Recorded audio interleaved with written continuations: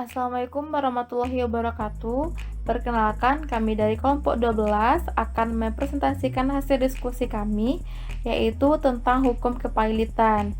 Nah, sebelumnya kami akan memperkenalkan diri terlebih dahulu, yaitu saya sendiri Nur Anissa, yang kedua ada Harsila Tiana Devino, yang ketiga ada Syaiful Hidayat, dan yang keempat Viola Josifangka. Nah, untuk materi pertama, saya sendiri Nur Anissa yang akan menjelaskannya. Yang pertama, hukum kepailitan. Pada dasarnya, kepailitan adalah suatu keadaan atau kondisi yang mana ketika pihak yang berutang atau debitur, yakni seseorang atau badan usaha yang tidak dapat menyelesaikan pembayaran terhadap utang yang diberikan oleh pemberi hutang atau kreditur.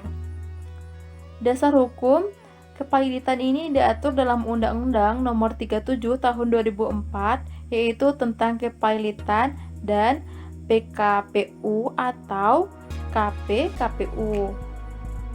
Dalam Undang-Undang Nomor 37 Tahun 2004 dijelaskan bahwa kepailitan adalah sita umum atas semua kekayaan debitur pailit yang pengurusan dan pemberesannya dilakukan oleh kurator di bawah pengawasan hakim pengawas sebagaimana diatur dalam Undang-Undang Nomor 37 Tahun 2004 ini.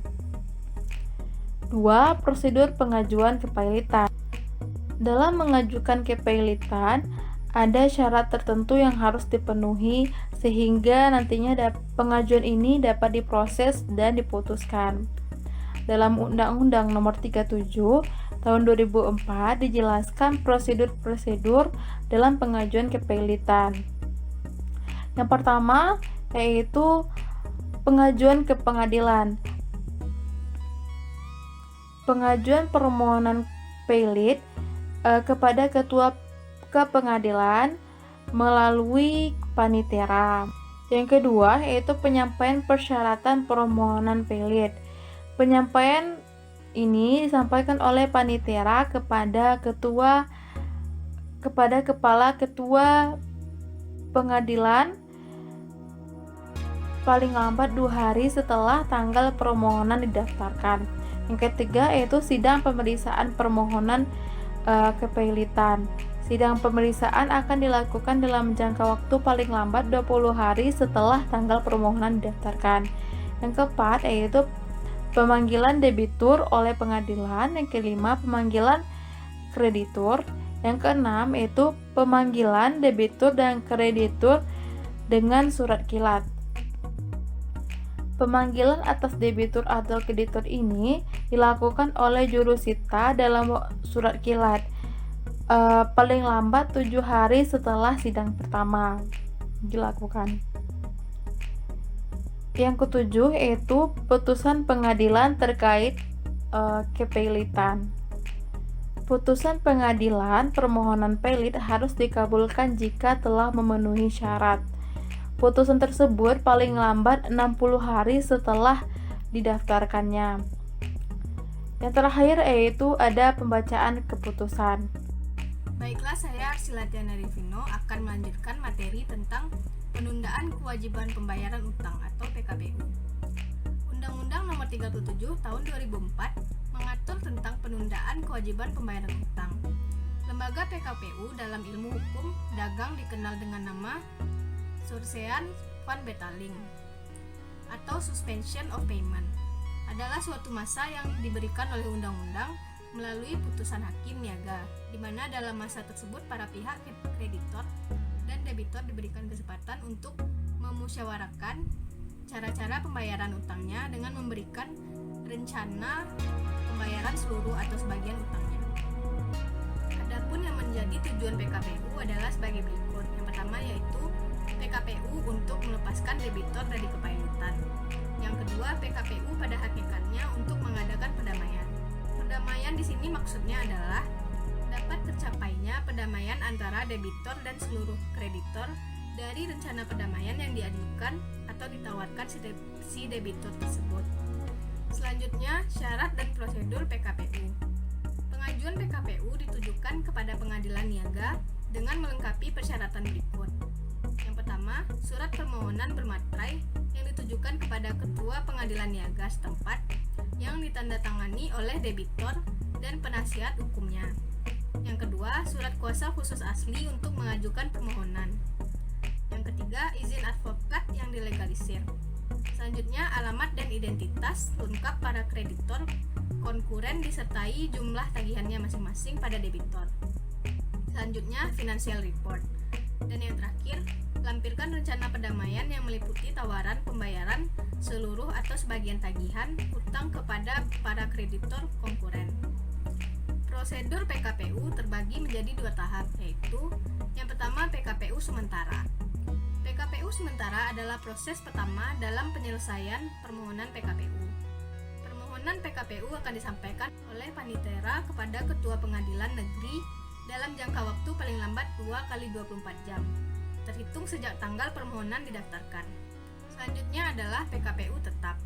PKPU tetap merupakan keadaan apabila pada hari ke-45 atau rapat kreditor tersebut belum dapat memberikan suara mereka terhadap rencana perdamaian, maka diberikan waktu penundaan dan perpanjangan jangka waktu maksimum 270 hari setelah putusan PKPU sementara diucapkan. Apa saja yang menjadi akibat hukum PKPU? Yang pertama, debitur tidak berwenang lagi untuk melakukan tindakan pengurusan maupun tindakan pengalihan secara mandiri, melainkan dia berwenang melakukan hal tersebut jika diberikan persetujuan ataupun bersama-sama dengan pengurus. Selanjutnya, debitur tidak berkewajiban membayar utang-utangnya. Demikian pula para kreditor tidak berhak untuk menagih hutang-hutangnya.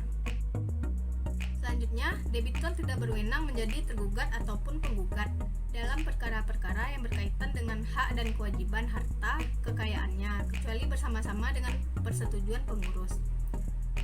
Selanjutnya, proses PKPU yang berlangsung menciptakan berlakunya ketentuan masa tunggu terhadap kreditor pemegang jaminan kebendaan dan kreditor yang diistimewakan selama 90 hari. Selanjutnya, perdamaian dalam PKPU. Perdamaian dalam PKPU diatur dalam bab 3, bagian kedua, pasal 265 sampai dengan pasal 294 UUK PKPU. Pasal 265 UUK PKPU menjelaskan bahwa setelah debitur mengajukan PKPU, debitur berhak menawarkan suatu rencana perdamaian kepada kreditor. Menurut Sultan Remi Syahdeni, rencana perdamaian dalam rangka UUK PKPU dapat diajukan saat-saat berikut. Yang pertama, bersamaan dengan diajukannya PKPU. Kedua, setelah permohonan PKPU diajukan, namun rencana itu harus diajukan sebelum tanggal hari sidang. Dan yang terakhir, setelah tanggal sidang, yaitu selama berlangsungnya PKPU sementara. Selanjutnya, pengadilan niaga. Pengadilan niaga adalah pengadilan khusus yang dibentuk di lingkungan peradilan umum yang berwenang memeriksa, mengadili, dan memberi putusan terhadap perkara kepailitan dan penundaan kewajiban dan pembayaran utang. Apa saja yang menjadi kewenangan pengadilan niaga? Berdasarkan berbagai peraturan perundang-undangan, kewenangan pengadilan niaga memutus perkara-perkara dalam sengketa. Yang pertama, kepailitan dan PKPU, serta hal-hal yang berkaitan dengannya, termasuk kasus-kasus Exio Pauliana dan prosedur Renvoy, tanpa memperhatikan apakah pembuktiannya sederhana atau tidak. Selanjutnya, hak kekayaan intelektual yang meliputi desain industri, desain tata letak, sirkuit terpadu, hak paten, hak merek, dan hak cipta. Selanjutnya, lembaga penjamin simpanan yang meliputi sengketa dalam proses likuidasi dan tuntutan pembatalan segala perbuatan hukum bank yang mengakibatkan berkurangnya aset atau bertambahnya kewajiban bank, yang dilakukan dalam jangka waktu 1 tahun sebelum pencabutan izin usaha. Karakteristik pengadilan niaga. Pengadilan khusus ini juga memiliki 4 karakteristik yang membedakan dari pengadilan lain, yakni yang pertama, kompetensi absolut. Kompetensi absolut merupakan kewenangan lembaga pengadilan melakukan pemeriksaan jenis perkara tertentu dengan mutlak. Yang kedua yaitu kedudukan pengadilan. Pengadilan niaga memiliki tempat kedudukan terbatas di Indonesia. Hanya ditemukan pada kota-kota besar seperti Medan, Jakarta, Makassar, Semarang, dan Surabaya.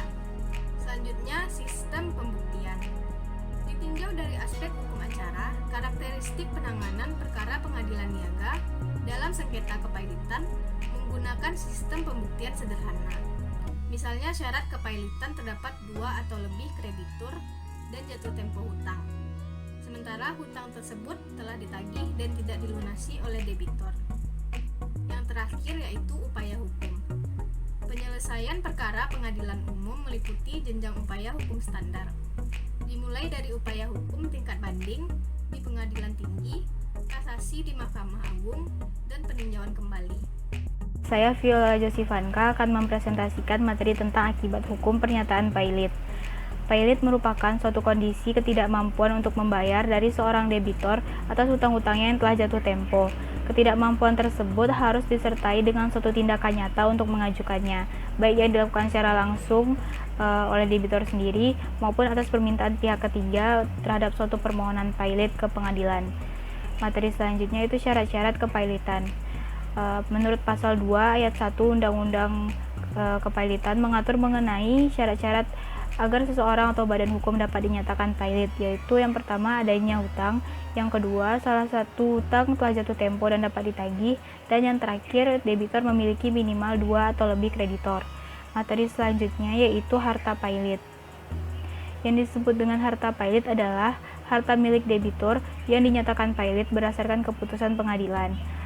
Menurut ketentuan pasal 21 Undang-Undang Kepailitan dan Penundaan Pembayaran Hutang, secara tegas menyatakan bahwa kepailitan meliputi seluruh kekayaan debitor yang ada pada saat pernyataan pailit itu dijatuhkan oleh pengadilan dan meliputi juga seluruh kekayaan yang diperoleh selama kepailitan berlangsung. Yang pertama ada alat perlengkapan tidur dan pakaian sehari-hari, alat perlengkapan dinas, perlengkapan kerja, persediaan makan untuk kira-kira 1 bulan, gaji, upah, pensiunan, dan lain-lain. Dan selanjutnya itu hak cipta, sejumlah uang yang ditentukan oleh hakim pengawas untuk nafkahnya, dan sejumlah uang yang diterima dari pendapatan anak-anaknya. Materi selanjutnya itu akibat hukum pailit. Dengan telah dijatuhkannya putusan kepailitan, si debitor kehilangan hak untuk melakukan pengurusan dan penguasaan atas harta bendanya. Pengurusan dan penguasaan harta benda tersebut beralih ke tangan kurator atau balai harta peninggalan.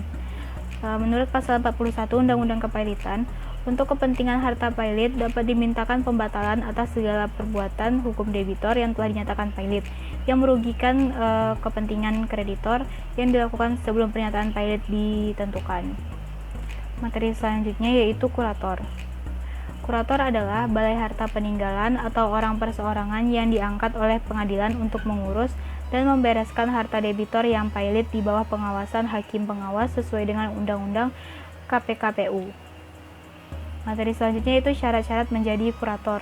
Ada 2 syarat untuk menjadi kurator. Yang pertama, orang perseorangan yang berdomisili di Indonesia yang memiliki keahlian khusus yang dibutuhkan dalam rangka mengurus dan atau membereskan harta pailit. Dan yang terakhir, terdaftar pada kementerian yang lingkup tugas dan tanggung jawabnya di bidang hukum dan peraturan perundang-undangan. Materi yang terakhir itu fungsi dan peran kurator. Yang pertama, tugas kurator secara umum adalah melakukan pengurusan dan atau pemberesan harta pailit, ini menurut pasal 69 ayat 1. Dan selanjutnya dapat melakukan pinjaman atau mengambil loan dari pihak ketiga dengan syarat bahwa pengambilan pinjaman tersebut semata-mata dilakukan dalam rangka meningkatkan harta pailit. Ini merupakan pasal 69 ayat 2. Dan yang terakhir, pihak kurator berwenang untuk membebani harta pailit dengan hak tanggungan, gadai, dan hak agunan lainnya. Ini merupakan pasal 69 ayat 3. Untuk materi selanjutnya adalah kasasi dan peninjauan kembali. Kasasi adalah salah satu upaya hukum yang dapat ditempuh oleh salah satu pihak atau kedua belah pihak terhadap suatu putusan pengadilan tinggi. Kasasi bertujuan memeriksa sejauh mana penerapan hukum yang dilaksanakan pengadilan yang memutuskan sebelumnya. Apakah terjadi sebuah kesalahan penerapan hukum yang dapat menyebabkan kerugian salah satu pihak atau kedua belah pihak, sehingga salah satu kedua belah pihak ini dapat mengajukan kasasi. Untuk materi selanjutnya adalah peninjauan kembali. Peninjauan kembali adalah suatu upaya agar putusan pengadilan, baik dalam tingkat pengadilan pertama, banding, dan kasasi telah berkekuatan hukum tetap. Permohonan peninjauan kembali tidak menangguhkan atau menghentikan pelaksanaan putusan pengadilan. Menurut Martokusumo, peninjauan kembali merupakan upaya hukum terhadap putusan tingkat akhir dan putusan yang didudukan di luar hadir tergugat, dan yang tidak lagi terbuka kemungkinan untuk menunjukkan perlawanan. Dalam upaya peninjauan kembali, terdapat beberapa alasan yang digunakan yang berdasarkan pada pasal 67 Undang-Undang Nomor 14 Tahun 1985 dan Perma Nomor 1 Tahun 1982. Alasan pertama adalah apabila putusan didasarkan pada suatu kebohongan atau tipu muslihat pihak berlawan yang diketahui setelah perkaranya diputus atau didasarkan pada bukti-bukti yang kemudian oleh hakim pidana dinyatakan palsu. Yang kedua adalah apabila setelah perkara diputus ditemukan surat-surat bukti yang bersifat menentukan yang pada waktu perkara di persidangan tidak ditemukan. Dan ketiga, apabila telah dikabulkan suatu hal yang tidak dituntut atau lebih daripada yang dituntut. Dan keempat adalah apabila antara pihak-pihak yang sama mengenai suatu soal yang sama atas dasar yang sama oleh pengadilan yang sama atau sama tingkatannya telah diberikan putusan yang bertentangan satu dengan yang lainnya. Yang kelima adalah apabila dalam suatu putusan terdapat suatu kekhilafan hakim atau suatu kekeliruan yang nyata. Berdasarkan 5 alasan ini, maka peninjauan kembali dapat dilakukan. Untuk peninjauan kembali tidak harus memenuhi kelima syarat atau alasan berikut ini. Apabila salah satu syarat telah dipenuhi, maka peninjauan kembali dapat dilakukan.